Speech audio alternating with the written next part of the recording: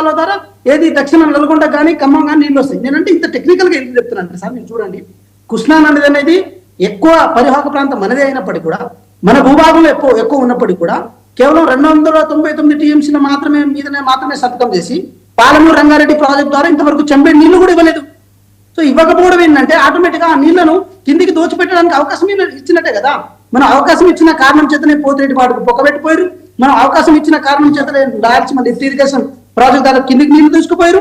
ఈ రోజు గోదావరి నీళ్లను కూడా మనం వాడుకోవట్లేదన్న కారణం చేత బనకచెర్ల ప్రాజెక్ట్ ద్వారా నీళ్లను కిందికి తీసుకుపోదాం అనుకుంటున్నారు. మేమేమంటున్నా, రాజకీయంగా ఎన్నైనా మాట్లాడుకోవచ్చు కాక, వీళ్ళు గురు శిష్యులు అంటే ఈ రోజు కేసీఆర్ గారి రాజకీయ జీవితం స్టార్ట్ అయింది కాంగ్రెస్ పార్టీలో.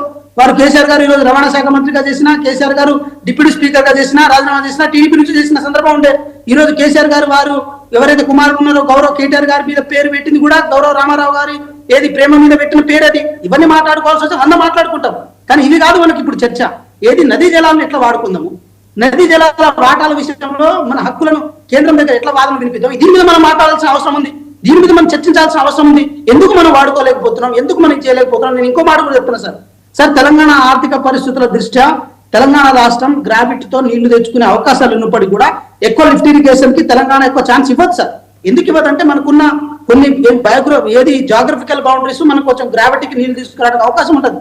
ఇవన్నీ లోపాలను దృష్టిలో పెట్టుకొని 10 సంవత్సరాల పాటు నీళ్ళు ఇవ్వకుండా, ఇంకేం చేయకుండా, దీని మీద ఏలు పెట్టకుండా, కాలు పెట్టకుండా ఈ రోజు కొత్తగా మేము ఏదో మాట్లాడుతుంటే ఎంతవరకు కరెక్ట్ సార్? ఈ రోజు కవిత గారు చెప్పిన ఏదైతే మాట ఉందో వారు చెప్పిన దానికి సమాధానంతో సరిపోతుంది.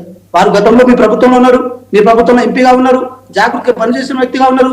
జూరాల పాయింట్ ని సోర్స్ గా చూపించకుండా కేవలం మీరు ఏది శ్రీశైలానికి దాంతోపాటు జూరాలకు మధ్య ఉన్న పాయింట్లను మీరు ప్రధాన సోర్స్ గా తీసుకొని ఈ రోజు పాలము సార్, నేను ఏమంటున్నా, నేను ఏది పవన్ గౌడ్ గారికి నేను సూటి ప్రశ్నిస్తున్నా. పవన్ గౌడ్ గారు ఇప్పటికీ పాలమూరు రంగారెడ్డి పాలమూరు జిల్లాలకు సంబంధించిన వలస ప్రాంతంలో ఇప్పటికీ వలసలు ఆగిపోలేదు.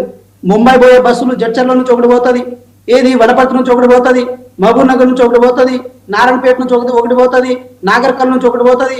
ఇన్ని బస్సులు అక్కడ నుంచి పోతున్నప్పుడు అంటే దాని అర్థం వలసలు ఇంకా ఆగనట్టే అర్థం. సో మనం ఇంకా ఏదో వలసలు ఆగినట్టు దాన్ని ఆ భ్రమలో మనం ఉండి మనం ప్రజలను బొమ్మ పెట్టడం ఏదైతే ఉందో ఎంతవరకు తెలంగాణ ప్రజలు మోసం చేసినట్టు అవుతుంది. కాబట్టి ఒక మాట స్పష్టం చేసే ప్రయత్నం చేస్తున్నాం.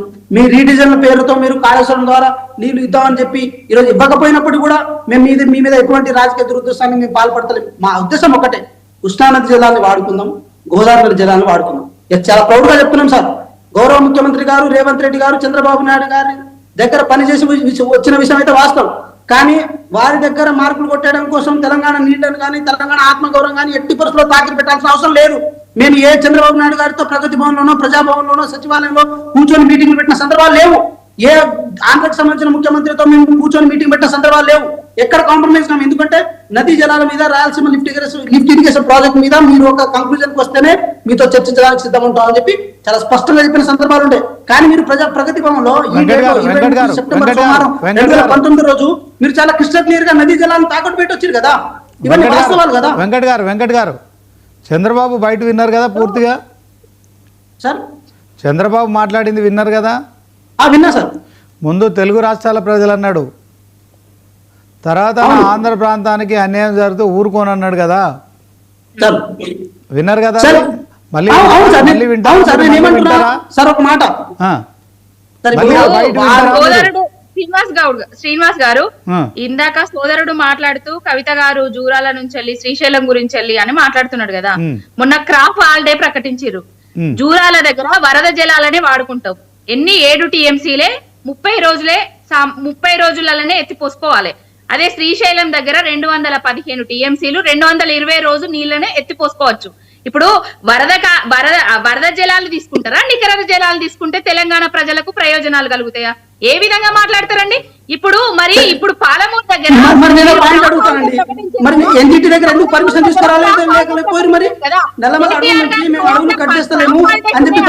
తీసుకురాలేకపోయారు.